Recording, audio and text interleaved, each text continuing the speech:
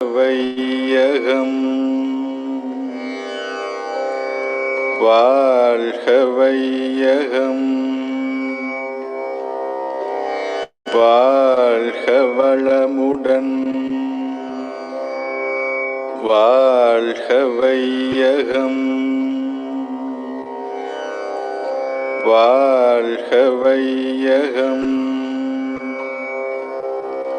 வாழ்க வளமுடன்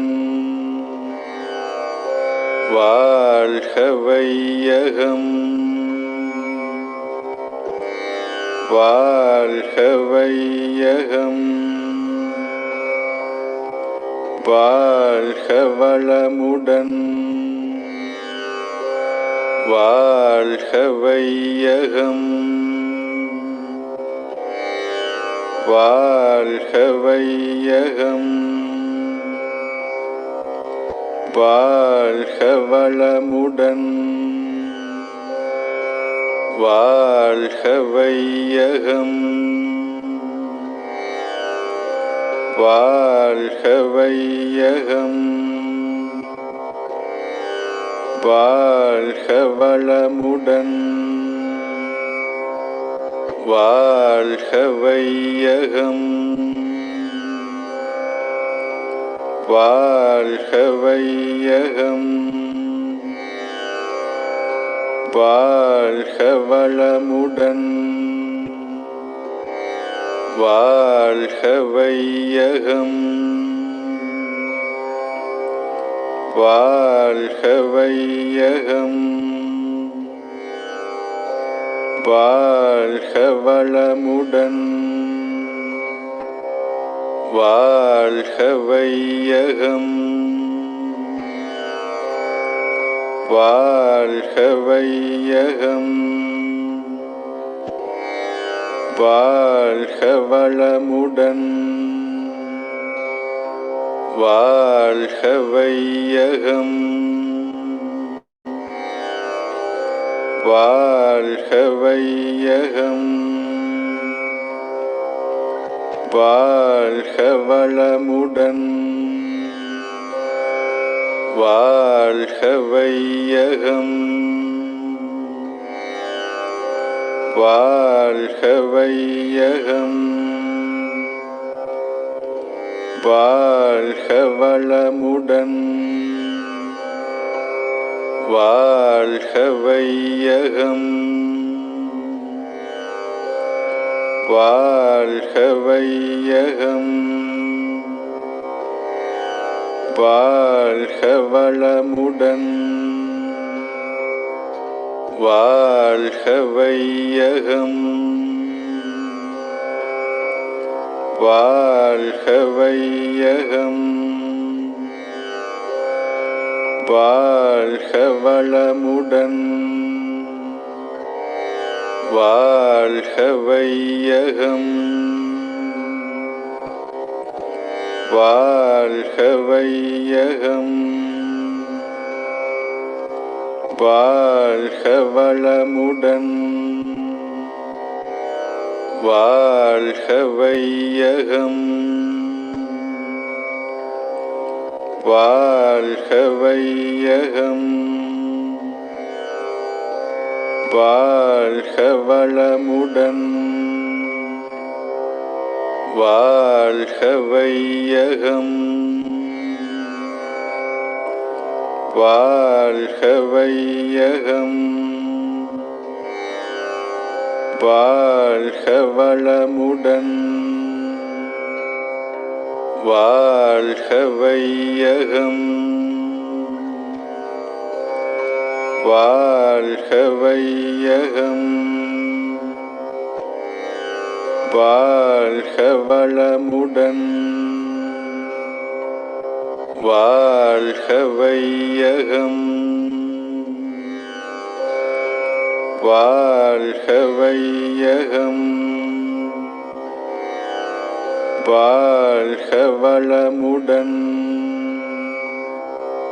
வாழ்க வையகம் வாழ்க வையகம் வாழ்க வளமுடன் வாழ்க வையகம் வாழ்க வையகம் வாழ்க வளமுடன்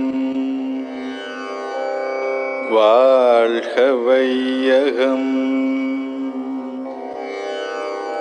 வாழ்க வையகம் வாழ்க வளமுடன் வாழ்க வையகம் வாழ்க வையகம் வாழ்க வளமுடன்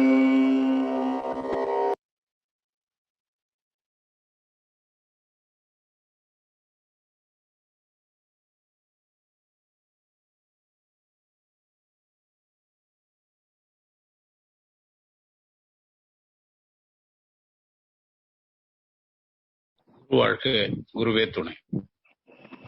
வல்லமை தாராயோ இந்த வையகம் பயனுற வாழ்வதற்கு. நடுநின்று வாழ்வோம், நிறைவுற்று நிலை பெறுவோம். இன்று வரை உலகில் தோன்றிய அனைத்து சித்தர்களும் ஞானிகளும் மகன்களும் மற்றும் வேதாத்திரிய கோட்பாடுகளை அர்ப்பணிப்பு உணர்வோடு அகிலமெங்கும் உணர்வாக்கிக் கொண்டிருக்கின்ற ஞான ஆசிரியர்களின் மதிநுட்பமும் ஒருவர்களோடு இணைந்து சுக்குமமாய் நம்மை சூழ்ந்திருந்து நாம் உய்வதற்கு உதவுமாக என சங்கல்பித்துக் கொண்டு இந்த இனிய காலை பொழுதினில் இறைவணக்கம் குருவணக்கத்துடன் இன்றைய தவ நிகழ்வினை தொடர்கிறோம். இறைவணக்கம். ஆதியனும் பரம்பொருள் எழுச்சி பெற்று அணுவென்ற உயிராகி அணுக்கள் ஆதியனும் பரம்பொருள் எழுச்சி பெற்று அணுவென்ற உயிராகி அணுக்கள் கூடி மோதி இணைந்து இயங்குகின்ற நிலைமைக்கு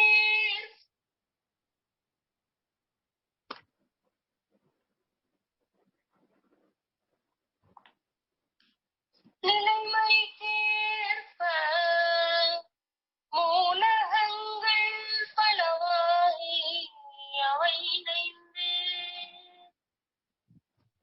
வேதித்தகண்ட கோடிகளாய் மற்றும் பிறப்பு இறப்பிடை உணர்தல் இயக்கமாகி வேதித்தகண்ட கோடிகளாய் மற்றும் பிறப்பு இறப்பிடை உணர்தல் இயக்கமாகி நீதி நெறி உணர் மாந்தராகி வாழும் நிலை உணர்ந்து தொண்டாற்றி இன்பம் காண்போம்.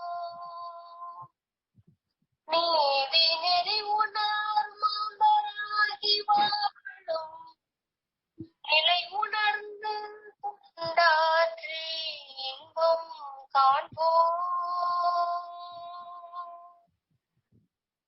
இன்பம் காண்போம்.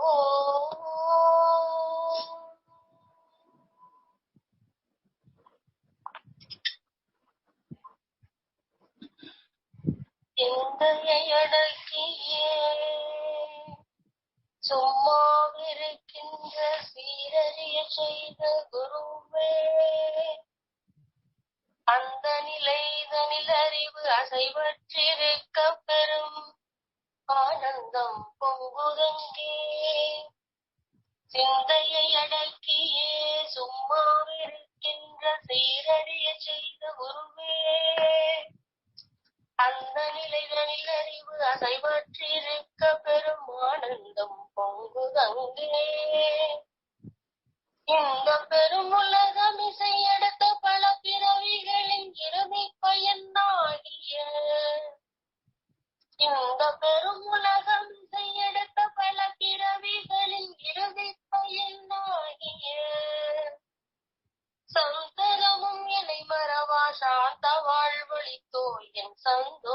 செய்திடுவே. சந்ததம் என்னை மறவா சாந்த வாழ்வழித்தோ என் சந்தோஷ செய்திடுவே. என் சந்தோஷ செய்திடுவே. என் சந்தோஷ செய்திடுவே. நன்றி. வாழ்க வளமுடன். நாடி சுத்தி.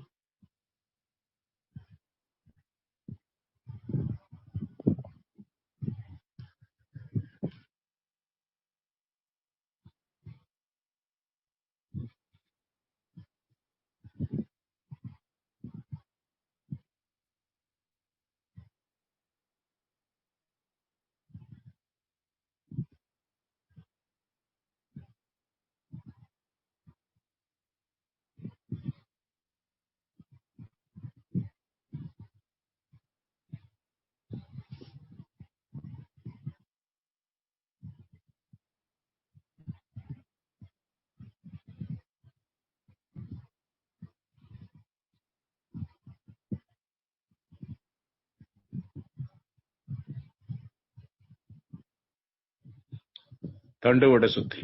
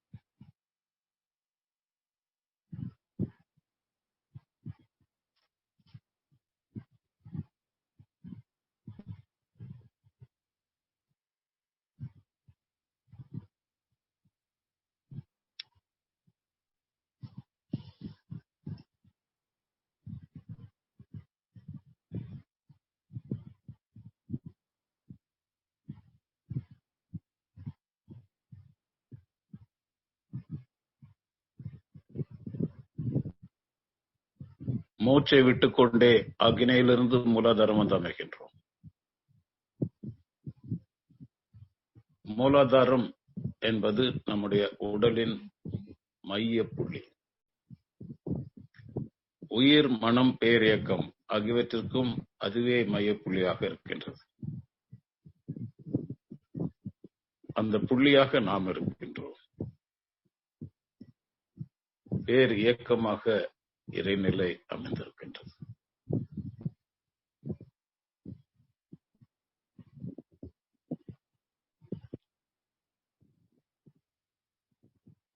ஒடுங்கி புள்ளியில் அமைந்திருக்கின்ற நாம் ஒரு முறை விரிந்து இயக்கமாக மாற்றம் பெறுகின்றோம். மீண்டும் ஒடுங்கி புள்ளியாகின்றோம். ஏகாந்தமான தனித்த ஒரு இடத்தில் பரு உடலை அசையாமல் தலை, கழுத்து, முதுகு நேர்கோட்டில் வைத்து கண்களை மூடி அமைதியாக யோக நிலையில் அமர்ந்திருக்கின்றோம். அந்த புள்ளியில் அமைந்திருக்கின்றோம்.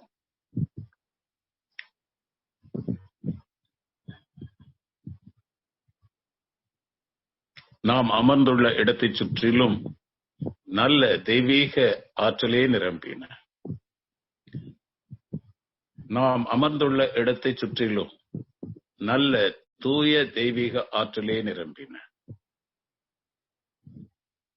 நாம் அமர்ந்துள்ள இடத்தை சுற்றிலும் நல்ல தூய தெய்வீக ஆற்றலே பலவாறான தோற்றங்களாக, நட்சத்திரங்களாக, கோள்களாக, சூரியன்களாக, சந்திரன்களாக, எரிகற்களாக, அவற்றின் இடைவெளிகளாக, இடைவெளியை நிரப்பியுள்ள காந்த ஆற்றலாக நம்மை சூழ்ந்து சுழன்று கொண்டிருக்கின்றது.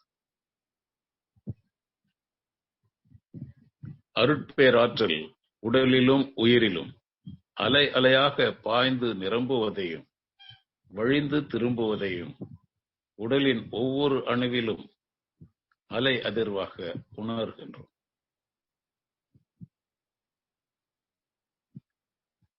அருட்பேராற்றல் உடலிலும் உயிரிலும் அலை அலையாக பாய்ந்து நிரம்புவதையும் வழிந்து திரும்புவதையும் உடலின் ஒவ்வொரு அணுவிலும் அலை அதிர்வாக உணர்கின்றோம்.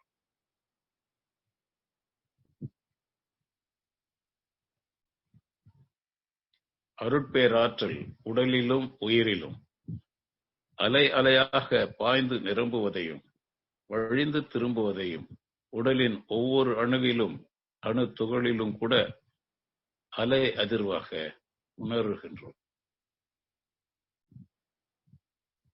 அருட்பேராற்றல் இரவும் பகலும் எல்லா நேரங்களிலும் எல்லா இடங்களிலும் எல்லா தொழில்களிலும் ஒரு துணையாகவும் பாதுகாப்பாகவும் வழிநடத்துவதாகவும் அமையுமாக. இன்று அன்னைக்கு வணக்கம். காத்து வளர்த்த தந்தைக்கு வணக்கம். அறிவு புகட்டிய ஆசானுக்கு வணக்கம். குருவின் திருவடி போற்றி, அவரின் பொற்பாத கமலங்களை இறுக பற்றி நம்மை பூரணமாக அர்ப்பணித்துக் கொண்டு இந்த தவ நிகழ்வினை தொடருகின்றோம்.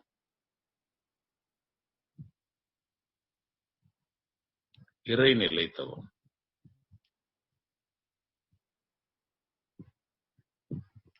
உணர்வால் விரிகின்றோம்.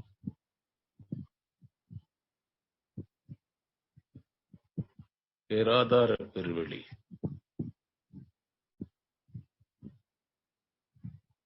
ஏதுமற்ற வெளி, ஒன்றுமில்லா ஒன்று.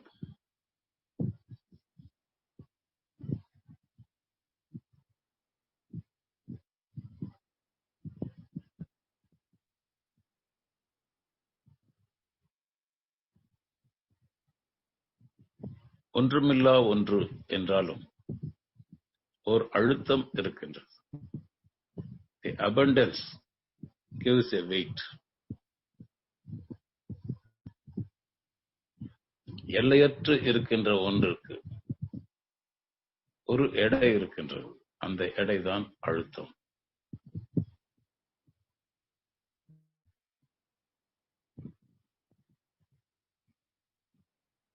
அது என்னவாக இருக்கின்றது என்றால் தன்னிருக்க ஆற்றலாக இருக்கின்றது.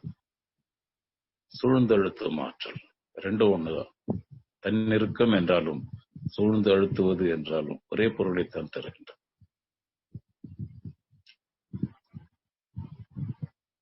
Self compressive surrounding pressure. இந்த அழுத்தம் தன்னையே துகள்களாக நொறுக்கிக் கொண்டது. அங்கு வேறு ஒரு பொருள் இல்லை. அதனால் தன்னியல்பான அழுத்தத்தால் தன்னையே நொறுக்கிக் கொண்டு துகள்களாகின்றன. இந்த அழுத்தம் தொடர்ந்து இருந்து கொண்டே இருக்கின்றது. Without any break. தொடர்ந்து அழுத்திக் கொண்டே இருக்கின்றது. அழுத்தத்தினால் உடைந்த துகள்கள் எல்லாம்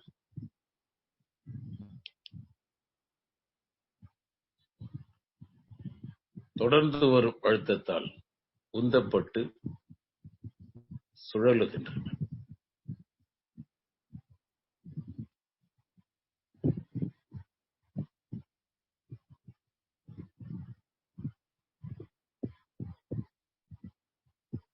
சுழலுவதற்கு காரணம் irregular surface.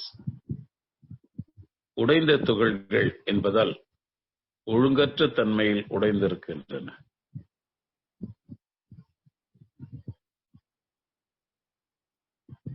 குளோபுலர் என்று சொல்லும் அளவுக்கு வழுவழுப்பாக உருண்டையாக இல்லை. எங்கெல்லாம் நீட்டிக்கொண்டிருக்கின்றதோ அங்கெல்லாம் இந்த அழுத்தம் உந்தி தள்ளி அதை சுழலச் செய்துவிட்டது. சுழன்ற பிறகு நிறுத்த இயலாது. தொடர்ந்து அந்த ஆற்றல் வந்து கொண்டே இருப்பதால் தொடர்ந்து சுழன்று கொண்டிருந்தன. தொடர்ந்த சுழற்சி அதை வழுவழுப்பாக கோள வடிவாக மாற்றிவிட்டது.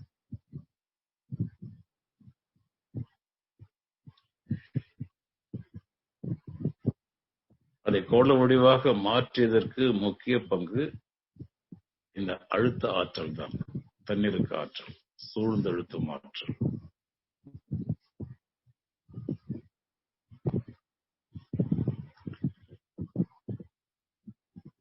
இந்த துகள்கள் சுழன்றதால்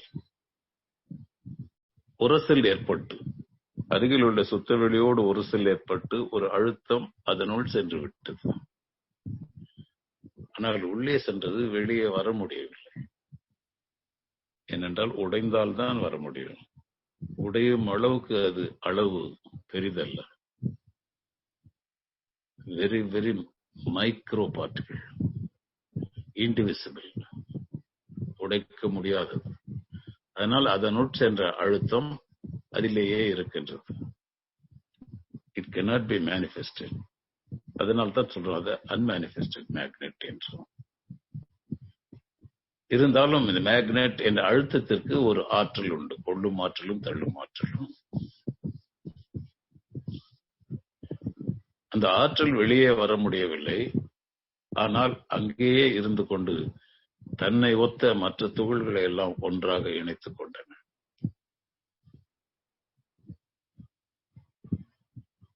இறை துகள்கள் என்று அழைக்கப்பட்ட அந்த துகள்கள் ஒருங்கிணைக்கப்பட்டு விண்துகள் என்ற பெயரை பெறுகின்றது.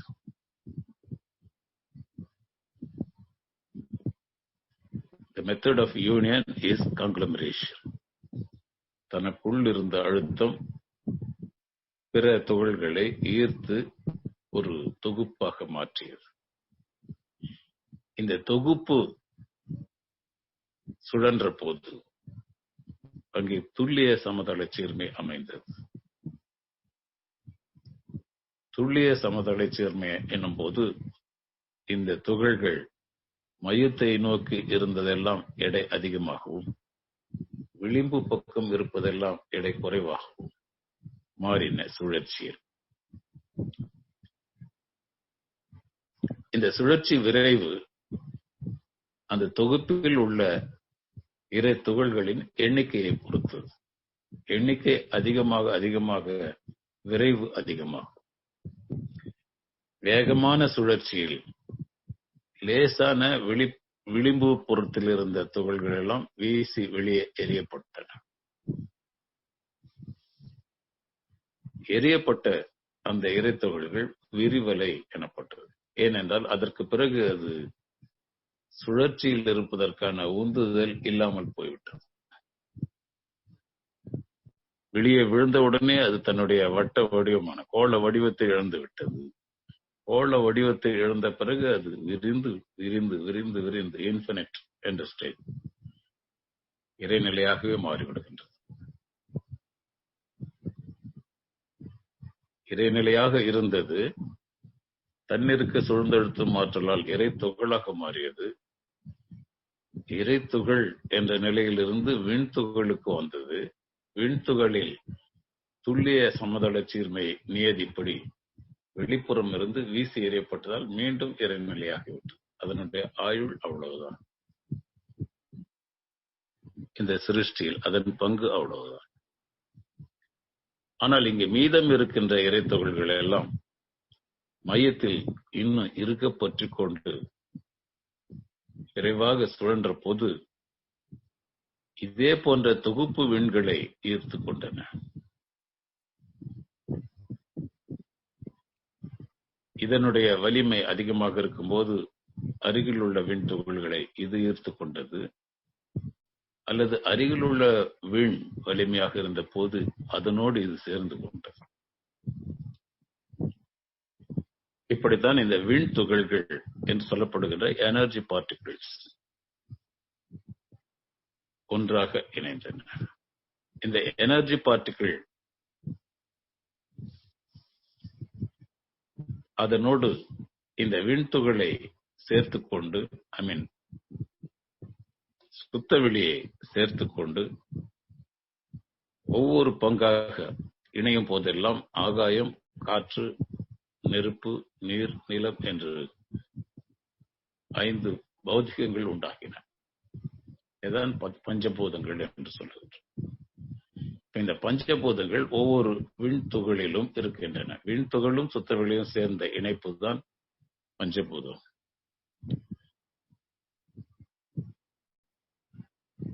பஞ்சபூதங்கள் அடங்கிய விண்துகள்கள் மற்ற விண்துகள்களோடு சேர்ந்து அணுக்கள் உண்டான போது ஒவ்வொரு அணுவிலும் பஞ்சபூதங்கள் இருந்தன.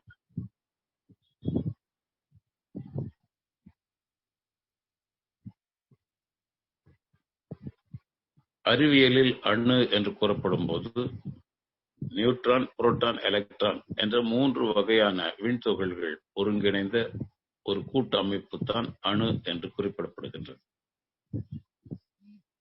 அப்போது அந்த அணுவில் பஞ்சபூதங்களும் இருக்கின்றன.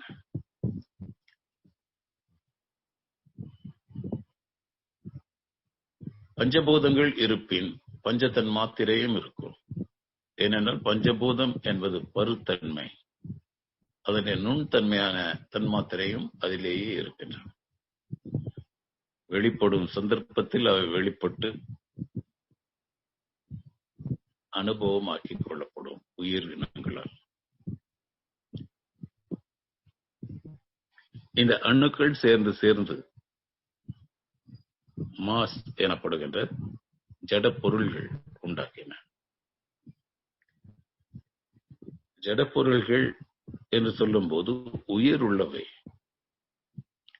உணர்வு அற்றவை. உயிர் சுழற்சி அங்கே இருந்து கொண்டே இருக்கின்றது. விண்துகள் அங்கே இருக்கின்றது. விண்துகளின் சுழற்சியிலிருந்து வீசப்படுகின்ற விரிவலைகள் இருக்கின்றன. எல்லா இயக்கங்களும் நடைபெற்றுக் கொண்டிருக்கின்றன. அந்த விண்துகளில் பஞ்சபூதங்கள் இருக்கின்றன. பஞ்சபூதத்தின் நுண்தன்மை அலை அலையாக, விரிவலையாக வெளியே விடப்படுகின்றது. It is released continuously. அதனால் அணுக்களின் எண்ணிக்கை குறைவதும், அருகிலுள்ள பக்கத்து அணுக்களிடம் சேர்ந்து கொள்வதாலும் குறைவதும் நிறைவதுமாக அவை வாழ்ந்து கொண்டிருக்கின்றன, ஜடப்பொருள்கள் கூட. ஆனால் அவற்றிற்கு அனுபவம் இல்லை, நோ எக்ஸ்பீரியன்ஸ், உணர்தல் இல்லை, காக்னிஷன் இல்லாததுனால எக்ஸ்பீரியன்ஸ் இல்லை. அதனால் அதை ஜடப்பொருள் என்று சொல்லுகின்றோம்.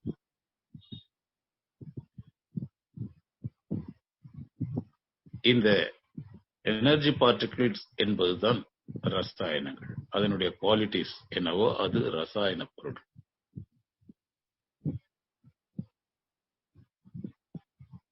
முதலில் தோன்றிய பொருட்கள், அணுக்கள் எல்லாம் இன்ஆர்கானிக் என்று சொல்லப்படுகின்றன. எல்லாமே கரிப்பொருளால் ஆனவை, கார்பன். அதை நீங்கள் உறுதி செய்து கொள்ளலாம். எந்த பொருளை எரித்தாலும் கரிதான் மிஞ்சும். கரிதான் மிஞ்சும் என்னும் போது கரிதான் ஆரம்ப பொருள். அதனுடைய சேர்க்கைதான் வர வர மற்ற பொருட்கள் எல்லாம் உற்பத்தி ஆவதற்கு காரணமாகிறது. இப்போது கூட வழக்கில் இருக்கின்றது. எதுக்கு இவ்வளவு அட்டகாசம் பண்ணிட்டு இருக்கோம்? கடைசியில எல்லாம் ஒரு பிடி சாம்பல்.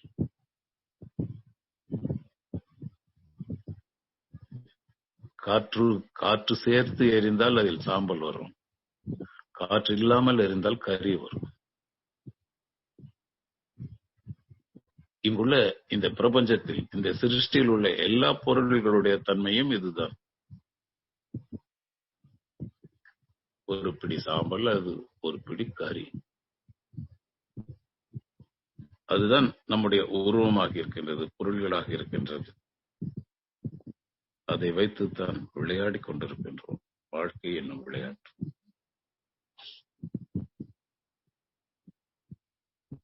இந்த அணுக்கள் பல சேர்ந்து, அணுக்கள் சேருவதற்கும் பிரிவதற்கும் என்ன காரணம் என்றால் அலை இயக்கத்தில் உள்ள இயக்க வேக வேறுபாடு. நல்லா நோட் பண்ணிக்கோங்க. இயக்க வேக வேறுபாடு.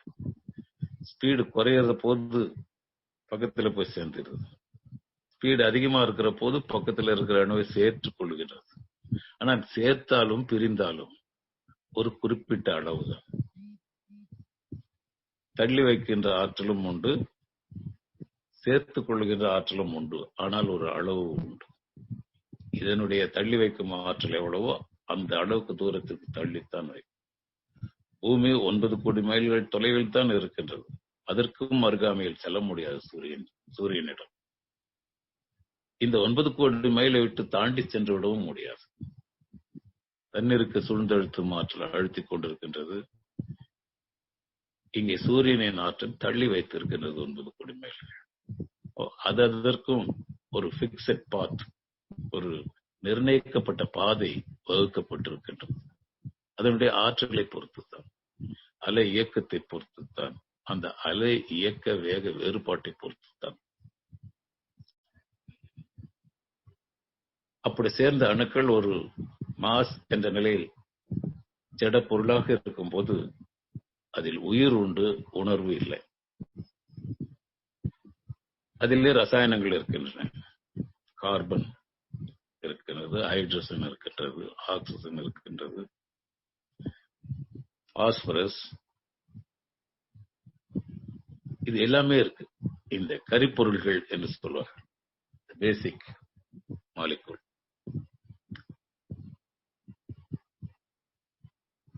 இது தண்ணீரில் மிதந்து கொண்டிருந்தன. ஒரு ஒகேஷன்ல அதெல்லாம் பிரிஞ்சு போயிட்டு ஒரு குரூப்பா இருக்கு. ஆனால் கரைவதில்லை. கரைஞ்சிச்சுன்னா, டிசால்வ் ஆயிடுச்சுன்னா அது வேற சொல்யூஷன் வந்துடும். பட் இங்க கரைய முடியல. அதனால குரூப்பா இந்த அணுக்கள் ஒன்றாக இருக்கும்போது ஜெல்லியாக இருந்தது, ஜெலாட்டினஸ். வேற ஒன்னும் அர்த்தம் இல்லை, தண்ணியில கரையில அப்படிங்கறது அர்த்தம். அப்போ மிதக்கின்றன.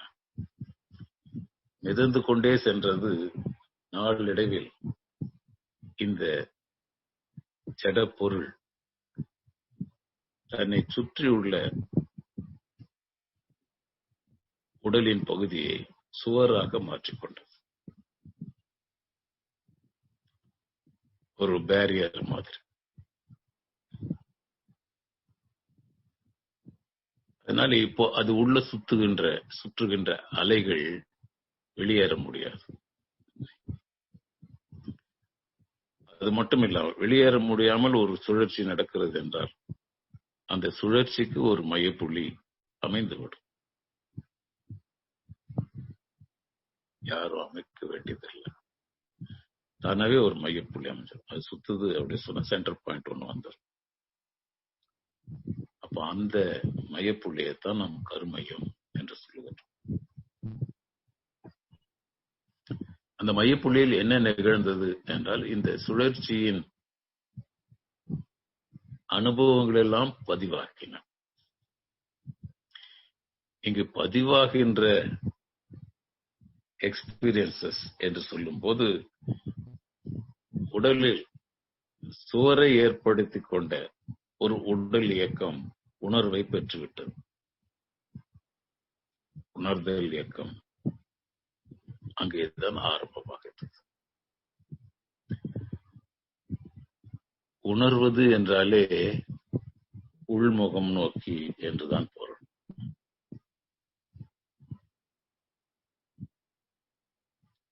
இந்த உடலுக்கு சுவர் இல்லாத போது அது உணர முடிவதில்லை. ஏன்னா விரிந்து பறந்து எல்லையற்று இருப்பதில் நாம என்ன அப்படின்னு தெரிஞ்சுக்க முடியல. எல்லா பக்கமும் கதிர்த்தாள் போட்டு உள்ள இருக்கிற போதுதான் நாம தனியா இருக்கிறோம், இருட்டுல இருக்கிறோம், நமக்கு சாப்பாடு இல்லை, நாம ஏதாவது செஞ்சுக்கணும், இதெல்லாம் புரியுது. அப்போ எல்லை கட்டிய பிறகுதான் உணர்வு வருகின்றது. இப்பொழுது அந்த மையப்புள்ளியில் இந்த உணர்வுகள் எல்லாம் பதிவாகி விடுகின்றன. பதிவான உணர்வுகள் எல்லாம் ரிப்பல்சிவ் ஃபோர்ஸ் மூலமா மறுபடியும் திரும்ப விரிந்து செல்கின்றது. விரிந்து செல்லும் போது அது எக்ஸ்பீரியன்ஸ் என்றாகின்றது. Experience is the wisdom. அறிவு என்று அதைத்தான் இன்டெலிஜென்ஸ். எதை நீங்கள் பார்த்தீர்களோ, எதை அனுபவமாக பெற்றீர்களோ அது மீண்டும் உங்களுக்கு தெரியும்.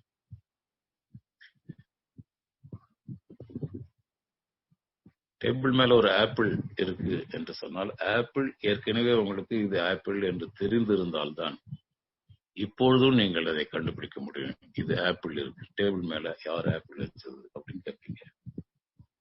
ஏன்னா ஆப்பிள் உங்களுக்கு ஆல்ரெடி பதிவாயிருக்கு. அன்பானவர்களே, ரொம்ப நுண்மையாக கவனியுங்கள். இங்கே எது பதிவானதோ அதுவே மீண்டும் நமக்கு உணர்வாகின்றது. உணர்தல் இயக்கம் அதை வைத்துத்தான். பின்னாளில் இந்த உணர்வு இயக்கம் இன்பம், துன்பம், அமைதி, பேரின்பம் என்று 4 நிலைகளாக மாறுகின்றன. வர வர வர பரிணாமத்தில்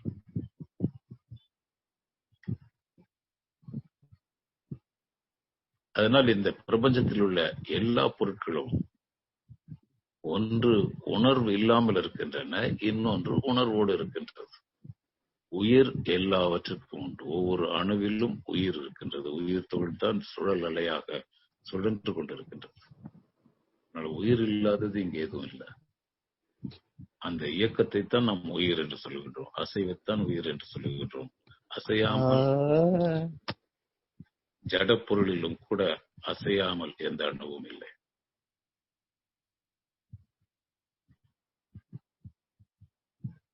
பிறகு இந்த 5 வகையான கூடுதல்களில் பஞ்சபூதங்கள் உண்டாகின. அந்த பஞ்சபூதங்களுடைய நுண்தன்மை பஞ்ச தன்மாத்திரை ஆகின. இப்பொழுது இந்த ஜடப்பொருள் உயிரினமாக மாறிவிட்டது. இந்த ஜெலாட்டினஸ் சப்ஸ்டன்ஸ், கோயர்சாட் என்ற பெயர். கோஆகுலேஷன் என்பது கூட்டாக ஒரு பாத்திரத்துல வச்சிருந்தோம்னா அது கோஆகுலேஷன். தண்ணியில போட்டுட்டும் ஒவ்வொரு பார்ட்டிகளா மறந்துட்டு இருக்கு அப்படின்னு சொன்னா அதனுடைய சுவர் ஏற்பட்டு விடுகின்றது. அது ஒரு தனித்த உயிரினமாக மாறிவிடுகின்றது. ஒரு மையம் ஏற்பட்டு விடுகின்றது. அதனுடைய அனுபவங்களை எல்லாம் பதிவாக்குகின்றது. அந்த பதிவை மேன்மேலும் ஊக்கி ஊக்கி மியூட்டேஷன் என்கின்ற சொல், இயல்பூக்கம் என்ற ஒன்று உயிருக்கு தன்னியல்பாக இருக்கின்றது. தன்னியல்பான அழுத்தம் இருப்பதை போலவே தன்னியல்பான ஊக்கம், அந்த அழுத்தம் தான் மீண்டும் அது நுணுகி பார்த்தோமானால் அந்த அழுத்தம் தான் உந்தி தள்ளுகின்றது. இது போதாது. இந்த ஒரு உணர்வு இருந்தா போதாது. இன்னும் நமக்கு வாயு வேணும். சாப்பிடவே முடியல. உடம்பு மொத்தம் எடுத்து போயிட்டு என்கல்ஃப் பண்ண வேண்டியதா இருக்கு. அது உயிர் உணர்ந்தது. ஏனென்றால் இங்கே உயிராக இருப்பது இறைநிலையாகிய அறிவு. அதற்கு புரிந்தது வாய் இருந்தா நல்லா இருக்கும். அப்புறம் அடுத்த ஸ்டேஜ்ல வாயு வந்தது. வாயு கூட பத்தல, எங்க இருக்கு உணவு, எங்க இருக்குன்னு கண்டுபிடிக்க முடியல, கொஞ்சம் ஸ்மெல் வந்தா நல்லா இருக்கும் அப்படின்னா மூக்கு வந்தது. மூக்கு இருந்தாலும் பத்தல, கொஞ்சம் கண்ணால பார்த்தா எவ்வளவு டிஸ்டன்ஸ் இருக்கு பார்த்து போலாம், அப்போ கண்ணு வந்தது. இப்ப நாம கவனிச்சு பாக்குறதுக்கு முன்ன ஒரு சத்தம் வந்தா நல்லா இருக்கும். அந்த இங்கே நம்முடைய உணவு இருக்கிறது, ஏதோ ஒரு மான் அங்கே கத்துக்கிறது அப்படின்னு சொன்னா சிங்கத்துக்கு நல்லா தெரியும் அந்த திசையில இருந்து வந்து அங்கதான் இருக்கணும். அப்ப இந்த உணவை கண்டுபிடிப்பதற்காக ஒவ்வொரு இயக்கமாக வளர்ந்து வளர்ந்து பரிணமித்து 5 பஞ்சபூதங்களிலும் இருந்து வந்த காக்னிஷன் 5 உணர்வுகளாக மாறின. அழுத்தம், ஒலி, ஒளி, சுவை, மனம் என்று.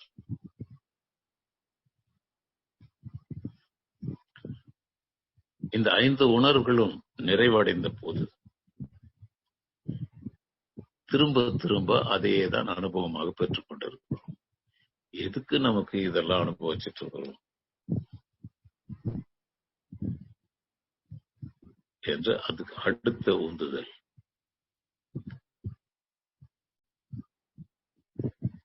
அதுதான் 6வது தன்மாத்திரையாக மனமாக பரிணமித்தது.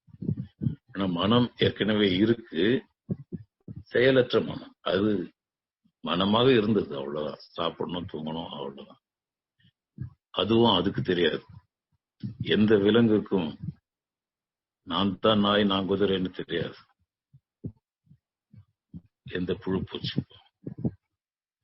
மனிதனுக்கு மட்டும்தான் பெயர் வைத்து கூப்பிட்டா திரும்பி பார்க்கறது, நான் தான் அதுன்னு சொல்றது, இதெல்லாம். அந்த அறிவைத்தான் மனம் என்று சொல்லுகின்றோம். அது மனம் சாதாரண நிலையில இருக்கலாம், மிக ஆழ்ந்த நிலையில் அறிவாக மாறின பிறகு இன்னும் ஞானமாக கூட மாறும். தொடர்ந்து அதை சாத்தியப்படுத்தியது இறைநிலை, மனித பிறவியில் மட்டும். சிந்தனை ஆற்றல்.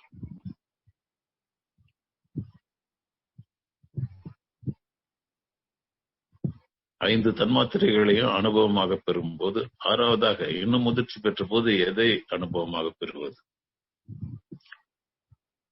எல்லாத்தையும் கூட்டி மொத்தத்திலிருந்து என்ன வருது அப்படி பார்க்கலாமே. அக்கௌண்ட்ஸ் பார்க்கலாம். மொத்த கணக்கையும் கூட்டி கழிச்சு போட்டா என்ன வருதுன்னு மொத்த கணக்கையும் பார்த்த பிறகுதான் எண்ட் ப்ராடக்ட் அன்பு என்று வந்தது. அதுதான் எல்லாவற்றையும் செய்திருக்கிறது. அதனால இதுல எல்லாம் உழன்று கொண்டு, துன்பப்பட்டு கொண்டு, அலைச்சல் பட்டு கொண்டு, அவதிப்பட்டு கொண்டு இருப்பது வீணான வேலை. அன்பாக நாம் மாறிவிடலாம் என்பதை கண்டுபிடித்து அதை செயலாற்றும் போதுதான் ஞானம். ஒரு தொல்லை அல்ல, ஒரு துன்பம் அல்ல, ஆனந்தமாக மட்டும் இருக்கின்ற நிலை.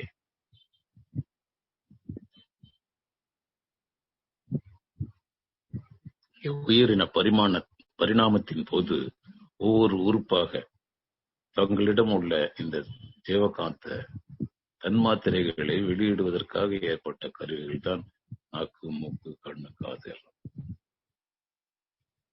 எவ்வளவு பொருத்தமாக அமைத்திருக்கிறது. அதுதான் அறிவு. அந்த அறிவு யாருக்கு சொந்தம் என்றால் அறிவுக்கே தான் சொந்தம். நாம் வேண்டுமானால் அறிவாக மாறலாம். அறிவை நமது உடைமையாக்க முடியாது. நாம் ஒரு பொருள் அல்ல. அறிவு செய்து வைத்திருக்கின்ற பொம்மை தான் நாம். அறிவுக்கு தேவைப்பட்டால் அது பொம்மையாக வைத்திருக்கும், இல்லை என்றால் அழித்துவிடும். ஒரு பலகையில எழுத்து எழுதிட்டோ இல்ல ஒரு கிறுக்கல் கிறுக்கிட்டோ குழந்தை அழிச்சிடுற மாதிரி. அந்த குழந்தைதான் அறிவு. இங்க வேற ஒண்ணும் இல்லை. இதுக்கெல்லாம் வேற சிறப்பான அர்த்தம்லாம் ஒண்ணும் இல்லை. இங்க மீனிங் என்பது இந்த மனம் உண்டாக்குவதுதான். இந்த வார்த்தைக்காவது ஏதாவது பொருள் சொல்ல முடியுமா நீங்க? What is the meaning of a word?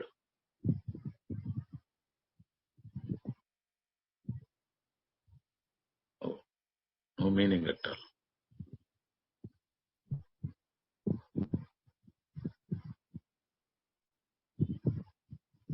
கல்வி அப்படின்னு நான் ஒரு வார்த்தை சொல்றேன்.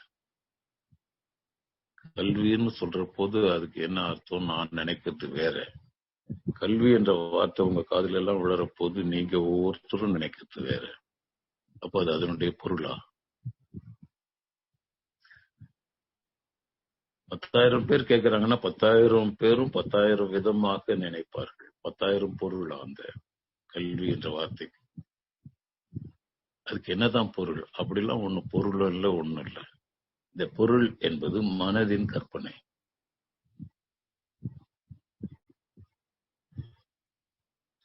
ஓம் ரீம் கிரீம் என்று மந்திரம் சொல்லுகின்றோம். என்ன அர்த்தம் அதுக்கு? ஒரு அர்த்தமும் கிடையாது.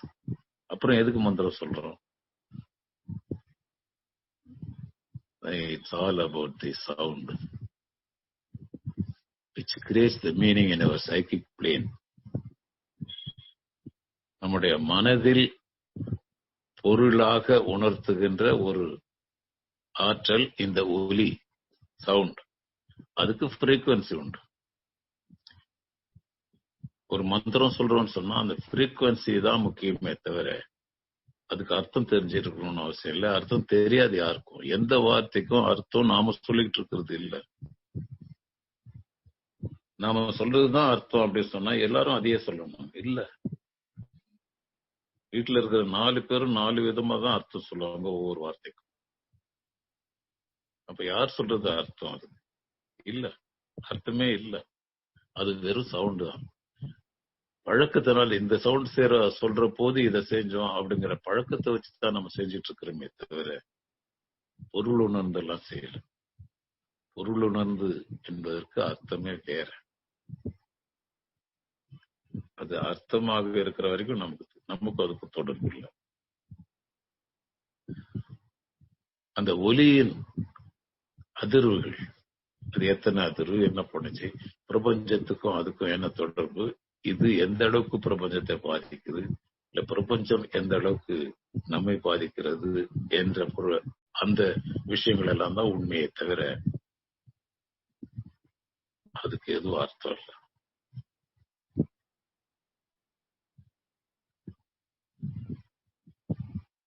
இங்கே பிரணவம் ஒலிக்கப்படுகின்றது, ஓம் என்று.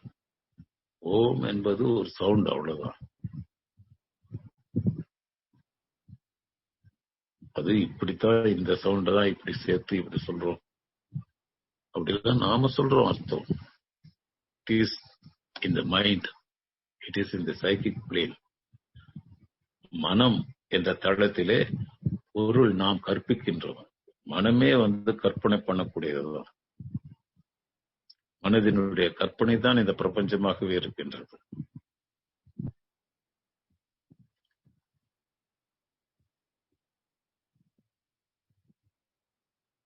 இறைநிலை இந்த பிரபஞ்சத்தை படைத்தது தன்னையே, உண்மையான சத்தியமான தன்னை பொய்யாக்க மாற்றியது மனதின் வழியாக.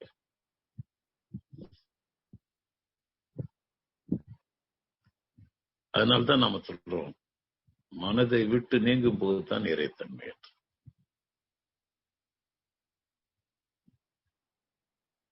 அதனால அன்பானவர்களே,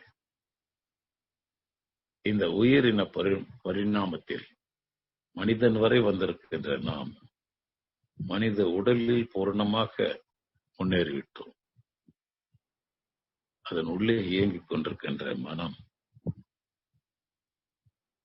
இன்னும் முழுமையாக பரிணாமம் அடையவில்லை. அதுவரையில் நாம் விலங்கு மனிதனாக இருப்போம், அல்லது இன்னும் சற்று முன்னேறி இருந்தால் மனித மனமாக இருப்போம். ஆனால் முழுமை பெற்றால்தான் தெய்வ மனமாக அது மாறும். அதற்காகத்தான் தவறெல்லாம் பண்ணிடுறோம். நம்ம சொன்னோம், பஞ்சபூதங்களின் அனுபவத்தினால பெற்ற அறிவை கொண்டு உயிரை உணர்ந்து கொள்கின்றோம். உயிர், இந்த அறிவுதான் உயிராக இருக்கின்றது என்று உணர்ந்து கொள்கிறோம். இன்னும் கொஞ்சம் ஆராய்ச்சியில் மேம்படும் போது இது எல்லாமே அறிவாகத்தான் இருக்கிறது என்னும் போது தெய்வ அறிவாக மாறுகின்றது. தெய்வ அறிவாக நாம் மாறுகின்ற வரையில் இந்த வாழ்க்கை தொடரும். தெய்வ அறிவா மாறிட்ட பிறகு வாழ்க்கை தொடராது, எக்ஸிஸ்டன்ஸ் தொடரும். இருப்போம், என்றும் இருப்போம், மரணம் இல்லாமல் இருப்போம்.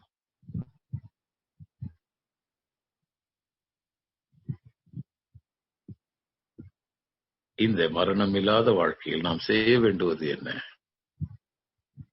எல்லாரும் மகிழ்ச்சியா இருக்கணும், எல்லாரும் நலமா இருக்கணும் அப்படின்னு நினைக்கிறத தவிர வேற எதுவும் இல்லை. ஏற்கனவே பெற்ற அனுபவசாலிகள் அப்படித்தான் சொல்லியிருக்கிறார். எல்லா உயிரும் இன்புற்று இருக்க நினைப்பது எல்லால் வேறொன்று அறியேன் பராப்பரம். வேற ஒண்ணும் தெரியாது. நம்ம மகிழ்ச்சியும் சொல்லியிருந்தார், வாழ்க வையகம் வாழ்க வளம். வையகம் வாழணும், வளமா வாழணும். அதை தவிர வேற ஒரு வார்த்தை இல்லை.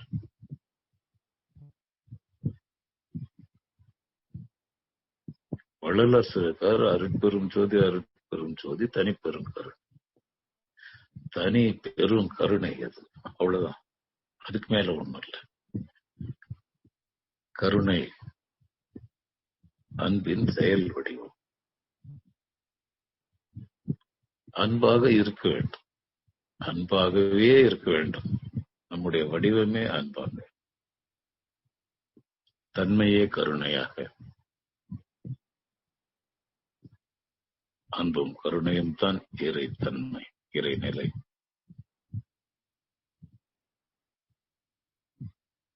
இதை புரிந்து கொண்டு அல்ல, விளங்கிக் கொண்டு அல்ல, உணர்ந்து கொண்டிருக்க வேண்டும்.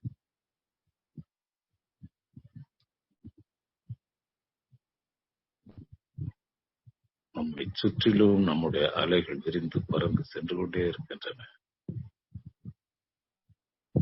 மெசேஜ் போயிட்டே இருக்கு. என்ன மெசேஜ்? அன்பு அன்பு அன்பு அன்பு அன்பு அன்பு. அன்பை தவிர வேற ஒன்றும் இல்லை, வேற மெசேஜே கிடையாது.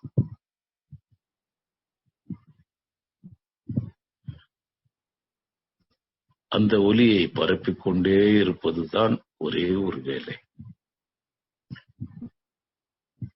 உயிரோடு இருந்தாலும் அதைத்தான் செய்யணும், ஜீவ சமாதி ஆனாலும் அதைத்தான் செய்யணும், சமாதி ஆனாலும் அதைத்தான் செய்யணும். அதை தவிர வேறு பணி இல்லை. என் கடன் பணி செய்து கிடப்பதே. இந்த வார்த்தையெல்லாம் பாருங்க. ஒருத்தர் சொல்லியிருக்காரு, என் கடன் பணி செய்து கிடப்பதே. சர்வீஸ் பண்றதுதான்.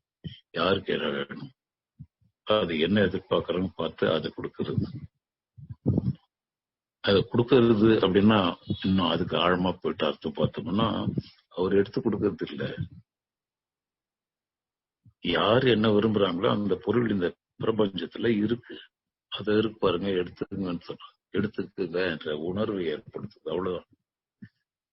கொடுப்பதுன்னு சொன்ன உடனே எவ்வளவு வச்சிருக்கணும், குடோன்ல எவ்வளவு வச்சிருப்பாருன்னு அப்படி நினைச்சிடாரு. It's all about the feeling only. உணர்வு உணர்வு.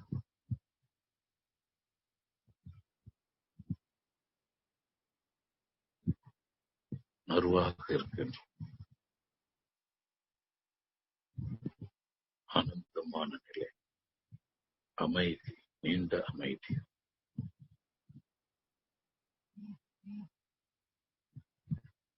அதை தவிர வேறொன்றும் இல்லை என்கின்ற நிலை.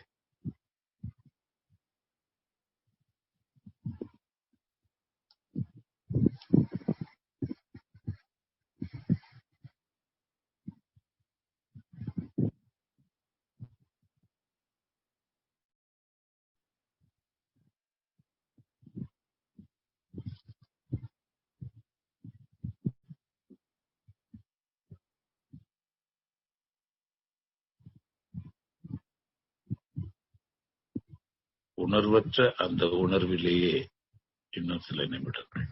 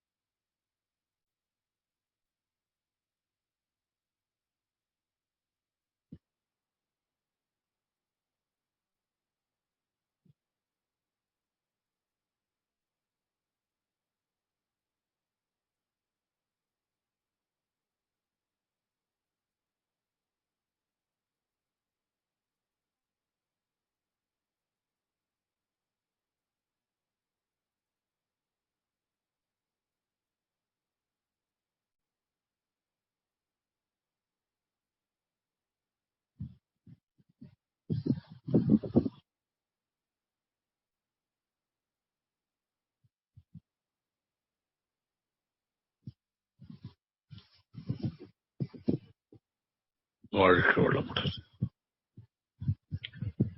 வாழ்க வளமுடன். இயல்பு நிலைக்கு திரும்புகின்றோம்.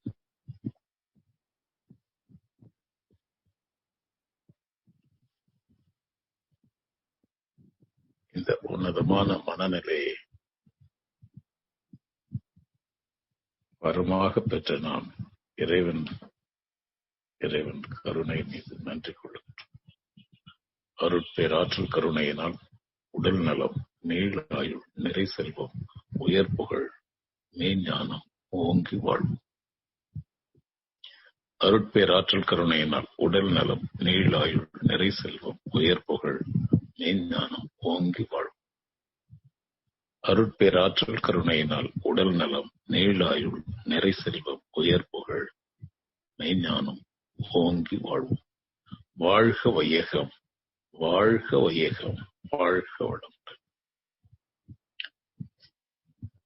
வாழ்த்துக்கள். வாழ்க்கை துணையை வாழ்த்துவோம். பெற்ற நன்மக்கள் செல்வங்களை ஒவ்வொருவராக நினைந்து வாழ்த்துவோம்.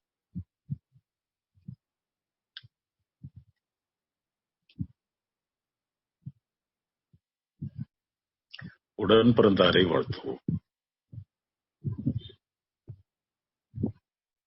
நெருங்கிய சுற்றத்தாரையும் நண்பர்களையும் வாழ்த்துவோம்.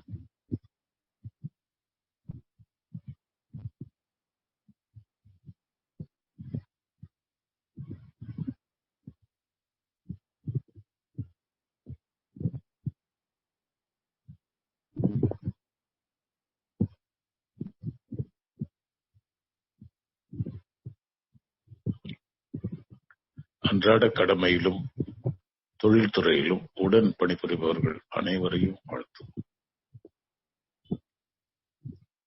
தெரிந்தோ தெரியாமலோ இன்னல் புரிவோர், எதிரிகளாக நினைப்போர் இருப்பினும் அவர்களும் மனம் திருந்தி நல்வாழ்வு பெற கருணையோடு வாழ்த்தும்.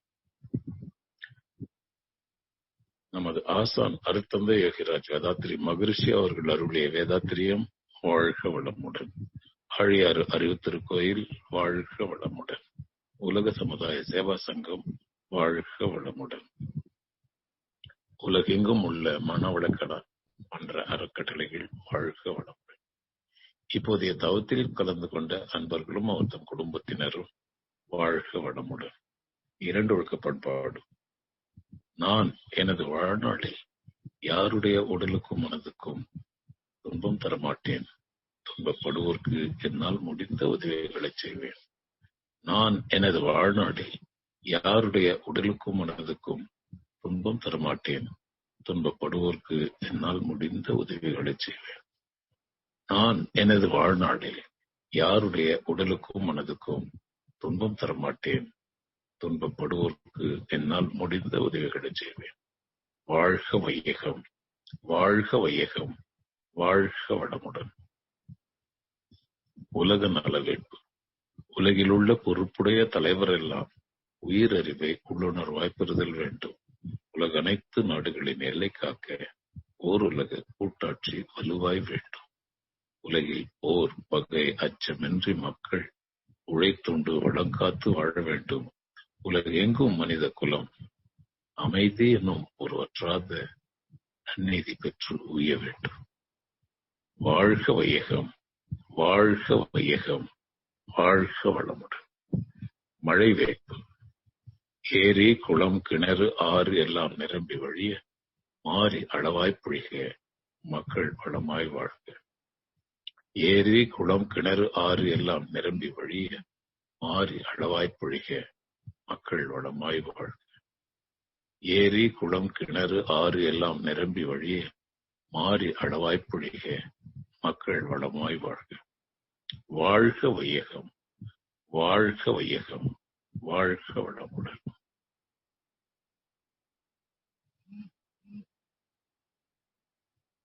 உலக நல சங்கல்பம். நான் நலமாக இருக்கின்றேன். என் குடும்பத்தினர் நலமாக இருக்கின்றனர். என் வீதியில் உள்ளோர் நலமாக இருக்கின்றனர். என் ஊரில் உள்ளோர் நலமாக இருக்கின்றனர். என் மாகாணத்தில் உள்ளோர் நலமாக இருக்கின்றனர்.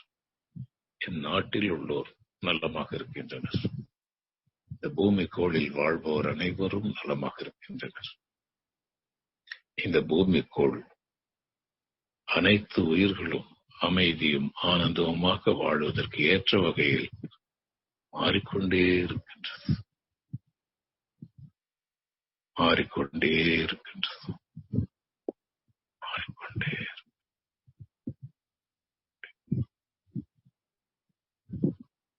வாழ்க வையகம், வாழ்க வையகம், வாழ்க வளமுடன்.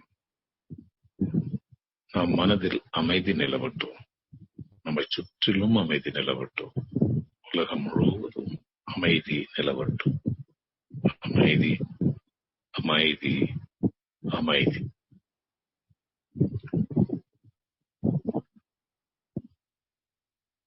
தவத்தில் கலந்து கொண்ட அன்பர்கள் அனைவருக்கும் அவற்றும் குடும்பத்தினருக்கும் நன்றி கலந்த வணக்கங்கள், வாழ்த்துக்கள். எல்லோரும் எல்லாமும் பெற்று என்புற்று வாழ்க. வாழ்க வளமுடன், வாழ்க வளமுடன், வாழ்க வளம். முறையாக தவத்தினை நிறைவு செய்து கொள்ளலாம்.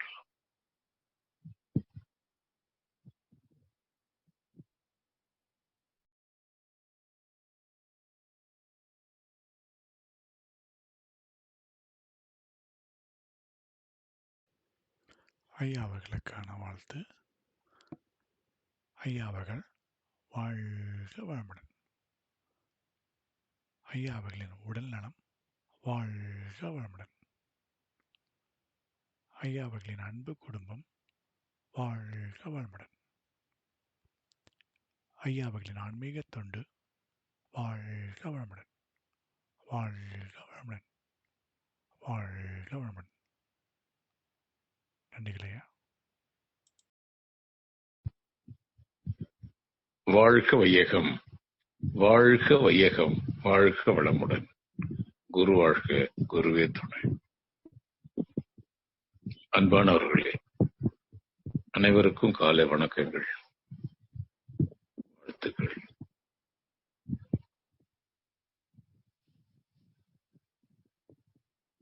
உலகில் உயர்ந்த மனிதர்கள் தோன்றுகின்றார்கள். உயர்ந்த மனிதர்கள் என்று தோன்றுவதே என்றால் அந்த கர்மயத்தோட பிறக்கிறவங்க தான் அந்த வேலையை செய்ய முடியும். என்ன செய்யறாங்க அப்படின்னு பார்த்தா, இந்த உலகம் உய்வதற்கான சிந்தனை செய்கின்றார்கள் ஒரு சிலர் தான்.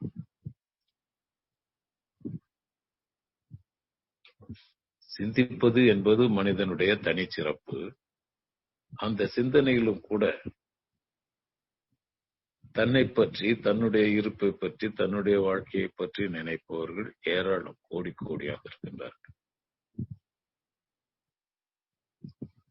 ஆனால் பிறருக்காக சிந்திப்பவர்கள் கொஞ்சம் பேர்கள் தான் இருக்காங்க. ரொம்ப கொஞ்சம் பேர்.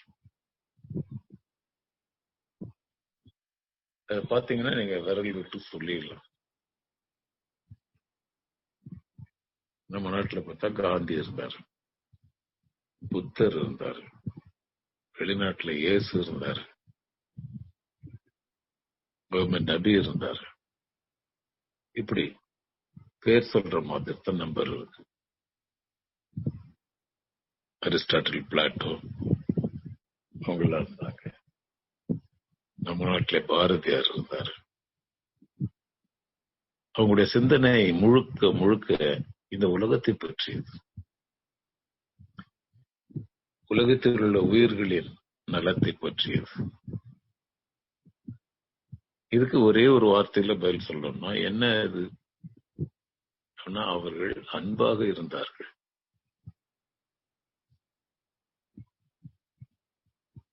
மூணு எழுத்துதான். அன்பாக இருந்தார்கள்.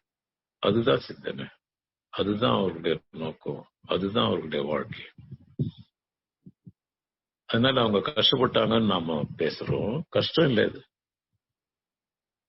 மிக உயர்ந்த கருத்து ஒன்றை வெளிப்படுத்தும் போது, அந்த சிந்தனையை செயலாக்க அவர்கள் முற்படுகின்ற போது, உலகத்துல உள்ள மற்ற உயிர்கள் அத்தனையும் எதிர்க்கத்தான் செய்யும். ஏன்னா அவங்களுக்கு எல்லாம் புரியல, நாட்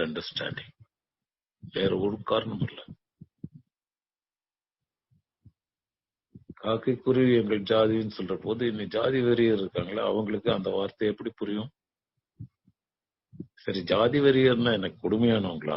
அவங்க வில்லனுங்களா? இல்ல, அவங்க எதையோ ஒண்ணு நினைச்சுக்கின்னா அதே தீவிரமா நம்புறாங்க. இந்த ஜாதி தான் நம்ம, இந்த ஜாதி தான் நம்ம. அதை தவிர வேற ஏதாவது சொன்னாங்கன்னா வெட்டிடணும் குத்திடணும்னு அப்படி ஒரு முடிவு பண்ணிருக்காங்க. அறியாமை. அவர்களுக்குள்ள அந்த மன அலைகள் எப்படி இருக்கோ அதே ஸ்டைல தான், அதே மாதிரி தான் பாரதியார் கூட இருந்தது. ஆனா அவருடைய கன்டென்ஷன் வேற. அன்பு, இங்கே சுயநலம், வெறுப்பு, அவ்வளவுதான் வித்தியாசமே தவிர ரெண்டு பேரும் மனிதன்ற உருவத்தில் இருக்காங்க. கடவுளுடைய படைப்பு, இயற்கையாக இயல்பாக வந்தவர்கள் தான். அவர் ஏன் அப்படி நினைக்க முடியுது, இவர் ஏன் இப்படி நினைக்கல அப்படின்னு சொன்னா அதுதான் காலத்தால் மாற்றப்படக்கூடியவை. அதுக்காக தான் அட்வைஸ் பண்ணணும். அதுதான் இயக்கமே. உலகம் எதுக்கு நடந்துன்னு இருக்கு? அங்கங்க கிளாஸ் நடக்குது, அங்கங்க ஃபேக்டரி நடக்குது. இந்த ஃபேக்டரியில என்னென்ன செய்யணும் அப்படின்னு அதுக்கு கிளாஸ் தனியா நடக்குது. ஆக சொல்லிக் கொடுக்கறது தான் எங்க போனாலும். அப்படி ஒரு தேவை இருக்கின்றது. யாரும் எதுவும் சொல்லிக் கொடுக்காம அவங்களுக்கா தெரியறது இல்லை. அப்படி தெரிய வர்றபோது அதை செய்யலாம்னு நினைக்கிற அந்த சின்சியரிட்டி கூட நிறைய பேருக்கு இல்லை. அப்படியே வடிகட்டி ஒதுங்கி வர்றவங்க தான் வில்லன்களா இருக்காங்க. உலகத்துல என்னென்ன தீமை செய்ய முடியுமோ அந்த எண்ணங்களை மட்டும் கொண்டிருப்பவர்கள் யாரு?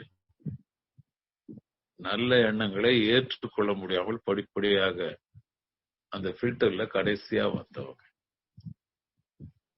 அதை போய் பார்த்து பயப்பட வேண்டியதில்லை. நாம ஒளிப்படைத்த கண்ணினாய் வா வா வா, உறுதி கொண்ட நெஞ்சினாய் வா. என்ன அருமையா எழுதியிருக்காரு. கண்ணுல ஒளி வரணும்னு சொன்னா உன்னதமான கொள்கை இருக்கணும், அன்பு இருக்கணும், வேற ஒண்ணும் இல்லை. அன்பு இருந்தாதான் கண்ணுல ஒளி இருக்கும். இல்லைன்னா அப்படி பார்த்திருக்கீங்களா நீங்க? ஒரு டீச்சரா நான் கிளாஸுக்கு போற போது பசங்களை பார்த்திருக்கேன். நான் டீச்சரா வேலை செஞ்ச ஊர்ல பசங்க கண்ணெல்லாம் அப்படியே மக்களா இருக்கும். அதாவது ஒரு பிரைட்னஸே இருக்காது கண்ணுல. அது பார்த்தாதான் புரியும்.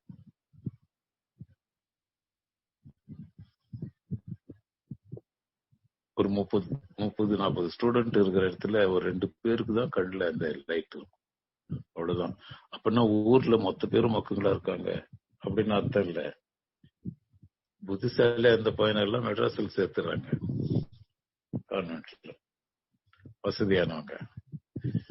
மிச்சம் இருக்கிறது வசதி இல்லாம உள்ளூர் பள்ளிக்கூடத்துக்கு கூட அனுப்ப வேணாம்னு நினைக்கிறவங்கள வம்பு பண்ணி ஸ்கூல்ல அட்மிட் பண்ண வச்சிருக்கிற பசங்க தான் அவங்க. கண்ணு டல்லா இருக்கும். அந்த கண்ணு கொஞ்ச நேரம் நாம பார்த்தோம்னா நமக்கே தூக்கம் வரும். இத ரெஃபர் பண்ற போது பாரதியார் பாட்டுல இருக்கார், ஒளி படைத்த கண்ணினாய் வா. எப்போ எங்க அவர் பார்த்தாரு, எப்படி பார்த்தாரு, ஏன் அந்த மாதிரி எழுதியிருக்காரு? ஒளி படைத்த கண்ணினாய். அவனா இந்த சிந்தனை, அறிவு ஒளியாக வெளிப்படுகிறது. 83% தன்மாத்திரை கண்கள் மூலமா தான் வெளிப்படுதுன்னு இன்னைக்கு நம்ம சயின்ஸ் படிக்கிறோம். அப்ப இந்த ஒளி படைத்த கண்ணினான்றதுல எவ்வளவு பொருள் இருக்கு? அது எப்படி பாரதியாருக்கு தெரிஞ்சது? அவர் என்ன 80 வயசு 90 வயசு வாழ்ந்தாரானா இல்ல, 40 வயசுக்குள்ள போய் சேர்ந்துட்டாரு. அதுக்குள்ள ஒரு மனுஷன் இவ்வளவு பெரிய ஞானியாகவும் இவ்வளவு பெரிய போராட்டக்காரனாகவும் உலகம் பாராட்டுற ஒரு தலைவனாகவும் ஆக முடியுமா? முடியுதுன்னு சொன்னா பாரதியாரா பிறந்தார். அதனால அப்படி பிறந்தவர்களில் நம்முடைய மகரிஷியும் ஒருத்தர். இவரும் மகரிஷியா தான் பிறந்தார். குழந்தையா இருந்தார், அப்புறம் சாப்பிடறதுக்கு இல்ல, வறுமையில இருந்தார். இதெல்லாம் ப்ராசஸ் பண்றது.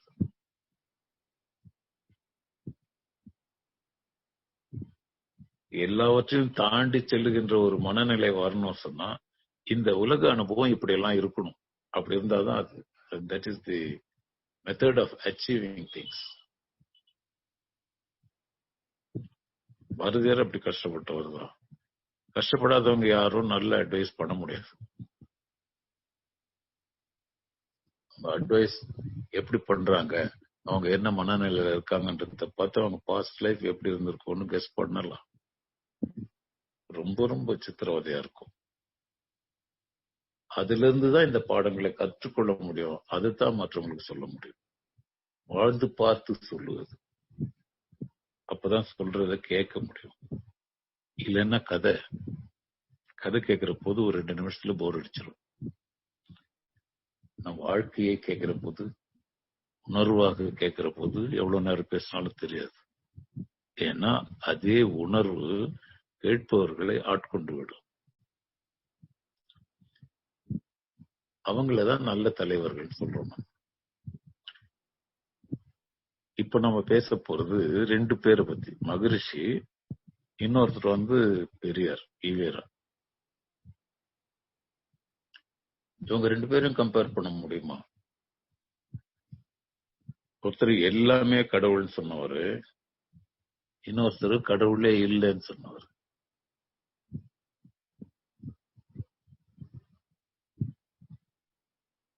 இல்லக்கா, என்ன விஷயம் அப்படி சொன்னா 2 பேரும் ஒரே கருத்தை தான் சொல்லியிருக்கிறாங்க. புரியுதா இது உங்களுக்கு? 2 பேரும் ஒரே கருத்தை சொன்னாங்கிறது புரியணும். கொஞ்சம் ஆழமா சிந்திச்சா புரியும். ஐயா வாழ்க. சொல்லுங்க ஐயா. இவரு மகரிஷி ஐயா ஒன்றுமில்லாத ஒன்றுதான் இறைவன் சொன்னாரு. பெரியார் ஒன்றுமில்லாதது ஒன்று, ஒன்றுமே இல்லாதுன்னு சொன்னார். அப்படியே நேரடியா சொல்லிட்டாரு. ஆமா, சரி சரி, சொல்ற இதை முடிச்சிடறேன் நான் சிந்தனை. அப்புறம் நம்ம பேசலாம், எல்லாருமே பேசலாம். பொறுத்தர் இல்லையா? சரி. ஒரு முறை ஈரோட்ல ஒரு மீட்டிங் அரேஞ்ச் பண்ணிருந்தாங்க. எஸ்கேஎம் மகரிஷியோட மீட்டிங். மகரிஷி பேச போறாரு. அந்த ஊரு தலைவரை கூப்பிட்டு தலைமை தாங்க சொல்லியிருந்தாங்க. இவர் பேச ஆரம்பிச்சார். மகரிஷி, இங்க ஏற்கனவே ஒரு பெரியார் இங்க பண்படுத்தி வச்சிருக்காரு. அந்த பண்படுத்தப்பட்ட நிலத்துல விதைக்கிறதுக்கு நான் வந்திருக்கேன் அப்படின்னு சொன்னாரு. இவர் அந்த மாதிரி சொன்னதும் தலைமை தாங்க வந்தவர் இழந்து வெளியே போயிட்டாரு. அவர் பாட்டு இவர் என்னமோ சொல்ல போறாரு அப்படின்னு நினைச்சா, கடவுள் இல்லைன்னு அவர் சொன்னாரு. அதே தான் இவரும் சொல்ல போறாரு போல. நம்ம போலாம். இன்னும் கொஞ்ச நேரம் பொறுமையா உட்காந்துருக்க முடியல அவருக்கு. ஏன்னா பெரியார் ஸ்டைல தான் இவரும் பேச போறாரு அப்படின்னு அவர் முடிவு பண்ணிட்டார். பெரியார் ஸ்டைல்னா பெரியார் கடவுள் இல்லைன்னு சொன்னாரு. அந்த நிலம் பண்படுத்தி வச்சிருக்கிறார் பெரியாரு. நான் அதுல விதை விதைக்கிறதுக்கு வந்திருக்கிறேன்னு ஆன்மீகவாதி சொன்னா, இவர் என்ன விதை விதைக்க போறாரு? பொருத்தமா இல்ல, முரண்பாடா இருக்குல்ல. அதனால அவர் எழுந்து போயிட்டாரு. ஆனா என்ன விஷயம் அப்படின்னு சொன்னா, பெரியார் சாடியது மூட பழக்கங்களே. இந்த கல்லெல்லாம் வச்சு கும்பிடுறீங்களே, அதுவா கடவுள்? மனுஷனை மதிக்கிறதுக்கு தெரிஞ்சுக்கோங்கன்னு சொன்னார். அவர் கடவுளா பாருன்னு எதை சொன்னாரு? மனிதனே கடவுளா பாருங்க, இதெல்லாம் கடவுள் இல்ல, இந்த மாதிரி கடவுள்லாம் இல்லவே இல்லை அப்படின்றது அவருடைய கூற்று. இப்ப கொஞ்சம் யோசனை பண்ணி பாருங்க. மகரிஷி மட்டும் என்ன சொல்லியிருக்காரு? 2 பேர் சொன்னது ஒண்ணுதானே.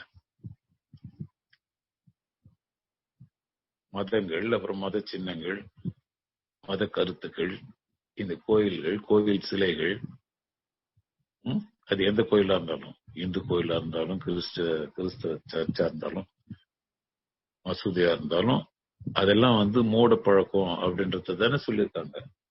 அறிவுக்கு தான் கோயில் கட்டணும் சொன்னார். பெரியார் சொன்னது கடவுள் இல்ல, மனுஷன் தான், நீ உன்னுடைய புத்தி எல்லாத்த விட சிறந்தது, அதை பத்தி யோசி அப்படிங்கிறார். பெரியாருடைய கருத்து தெரியுமா உங்களுக்கு? இதெல்லாம் நம்பிக்கிட்டு இருக்கிறத விட, யாரோ சொல்றதெல்லாம் கேட்டுக்கிட்டு இருக்கிறத விட, உன்னுடைய புத்தி எல்லாத்துக்கும் மேலானது, அதை பத்தி கொஞ்சம் யோசனை பண்ணு அப்படின்றதுதான் பெரியாருடைய அட்வைஸ். சொல்லால் மட்டும் நம்ம அதே சுயமா சிந்தித்தே தெளிவான்றது மகரிஷியோட அட்வைஸ். ரெண்டு ஒண்ணுதானே? ஆமாங்க ஐயா. ஆமா, அதுதான். அப்புறம் அந்த மீட்டிங்க முழுசா நின்று கேட்டவங்களுக்கு எல்லாம் புரிஞ்சிச்சு அது ரெண்டு ஒண்ணுதான். புரியாதவர் முதல்ல எழுந்து போயிட்டார். இப்ப நீங்களும் எழுந்து போயிட போறீங்களா, கேட்க போறீங்களா தெரியல. கேட்டுட்டு இருக்கோம் ஐயா.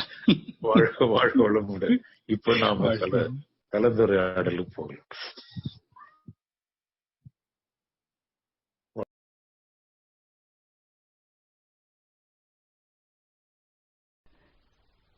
கவி இறைவழியே தன்னிருக்க சூழ்ந்தழுத்தும் ஆற்றல், இறைவழியே தன்னிருக்க சூழ்ந்தழுத்தும் ஆற்றல், இதன் திணிவு மடிப்பு விழ சுழலும் நுண்விண்ணாம், இதன் திணிவு மடிப்பு விழ சுழலும் நுண்விண்ணாம், நிறைவெளியில் விண்சுழல நெருக்குகின்ற உரசல், நிறைவெளியில் விண்சுழல நெருக்குகின்ற உரசல், நிலைவெளியில் எழுப்புகின்ற நேரலைகள் காந்தமா, நிலைவெளியில் எழுப்புகின்ற நேரலைகள் காந்தமா, மறைபொருளாம் காந்தம் தன்மாத்திரைகள் ஐவகை, மறைபொருளாம் காந்தம் தன்மாத்திரைகள் ஐவகை, மலைக்காதீர் விண்கூட்டம் மாபூதம் ஐந்துமாம், மலைக்காதீர் விண்கூட்டம் மாபூதம் ஐந்துமாம், முறையாய் அக்காந்த அலை மனமாம் உயிர் உடல்களில், முறையாய் அக்காந்த அலை மனமாம் உயிர் உடல்களில், மதி உயர்ந்தி உண்மை பெற மா பிரம்ம ஞானமாம், மதி உயர்ந்தி உண்மை பெற மா பிரம்ம ஞானமாம், மா பிரம்ம ஞானமாம். உலகமெல்லாம் பருவமழை ஒத்தபடி பெய்யட்டும், உலகமெல்லாம் பருவமழை ஒத்தபடி பெய்யட்டும், உழவரெல்லாம் தானியத்தை உவப்புடனே பெருக்கட்டும், உழவரெல்லாம் தானியத்தை உவப்புடனே பெருக்கட்டும், பல தொழில்கள் புரிகின்ற பாட்டாளி உயரட்டும், பல தொழில்கள் புரிகின்ற பாட்டாளி உயரட்டும், பகுத்துணர்வில் தொகுத்துணர்வு பண்பாட்டை உயர்த்தட்டும், பகுத்துணர்வில் தொகுத்துணர்வு பண்பாட்டை உயர்த்தட்டும், கலகங்கள் போட்டி பகை கடந்தாட்சி நடக்கட்டும், கலகங்கள் போட்டி பகை கடந்தாட்சி நடக்கட்டும், கல்லாமை கடன் வறுமை களங்கங்கள் மறையட்டும், கல்லாமை கடன் வறுமை களங்கங்கள் மறையட்டும், நலவாழ்வை அளிக்கும் மெய் ஞான ஒளி வீசட்டும், நலவாழ்வை அளிக்கும் மெய் ஞான ஒளி வீசட்டும், நம் கடமை அறவாழ்வின் ஆட்டத்தே சிறக்கட்டும், நம் கடமை அறவாழ்வின் ஆட்டத்தே சிறக்கட்டும். வாழ்க வையகம், வாழ்க வையகம், வாழ்க வளமுடன். ஓம் சாந்தி சாந்தி சாந்தி. அன்பர்கள் அனைவருக்கும் நன்றி கலந்த வணக்கங்கள், வாழ்த்துக்கள். மீண்டும் அடுத்த நிகழ்வில் சந்திப்போம். வாழ்க வளமுடன். விடைபெற்றுக் கொள்வோம்.